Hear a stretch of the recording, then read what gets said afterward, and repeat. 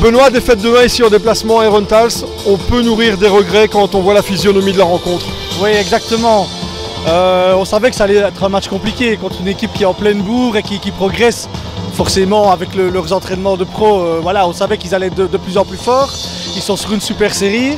Maintenant, c'est vrai que voilà, en première mi-temps, prendre 2 goals, je pense évitable, des erreurs, des fautes d'inattention et on se retrouve mené 2-0 et c'est compliqué de courir derrière le score dans une grande salle, dans une équipe qui a beaucoup d'automatisme, qui sait bien garder le ballon. Et le problème, c'est qu'on marque qu'un seul goal. Ouais, surtout qu'en première mi-temps, vous êtes battu 2-0 et grâce à un Juliatis qui sort des gros arrêts, sinon l'addition aurait pu être un peu plus lourde dans la mi-temps. Oui, on n'était pas très bien en première mi-temps. Au-delà des 2 goals, c'est vrai qu'on s'est fait un petit peu balader. Leur pivot nous a fait mal. Leur grand pivot qu'ils ont transféré à la trêve nous a fait mal. Et Julien nous garde dans le match, comme il le fait depuis le début de saison, hein, parce qu'il est vraiment à un très haut niveau. Mais je pense que quand on regarde la deuxième mi-temps, c'est plus sur la deuxième mi-temps que peut nourrir les regrets, parce que les occasions sont là. Et si on marque plus tôt dans le match, peut-être qu'on peut se donner une meilleure occasion de prendre des points aujourd'hui. Ouais, justement, la semaine dernière, on avait une très belle prestation contre Eisen avec beaucoup de réussite face au but. Aujourd'hui, c'est vraiment ce qui aura manqué. Oui, exactement.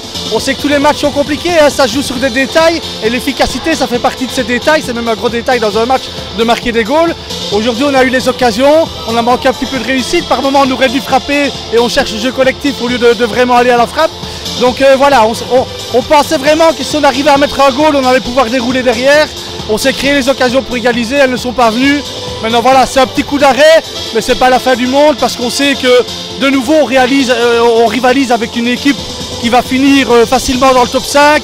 Et donc ça veut dire qu'on a le niveau et qu'on est là et qu'on n'est pas si mal pour le moment.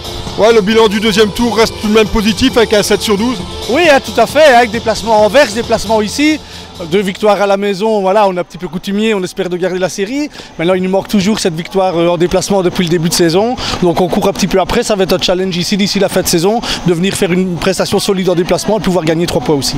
Ouais, surtout que le prochain déplacement, ce sera de nouveau à Charleroi pour un remake du 8e de finale de Coupe de Belgique. Et voilà, ce sera peut-être la belle, hein. On avait gagné chez nous en championnat, on a été éliminé là-bas en Coupe de Belgique. Donc voilà.